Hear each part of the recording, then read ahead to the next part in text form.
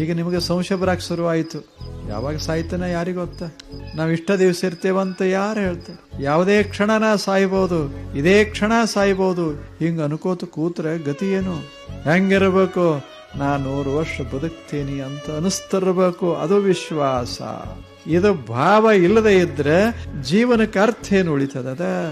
ಈಗ ಸುಮ್ಮನೆ ನೀವು ಹೋಗೋದ್ರಾಗ ಮನಿ ಎಲ್ಲರೂ ಹೋದಿತ್ತು ಹಿಂಗ ಅನ್ನಕ್ ಶುರು ಮಾಡಿದ್ರೆ ಮನಿ ಬಿಟ್ಟು ಬರ್ತೀರಿ? ನಮಗ್ ಖಾತ್ರಿ ಅದ ಮನಿ ಎಲ್ಲಿ ಹೋಗೋದು?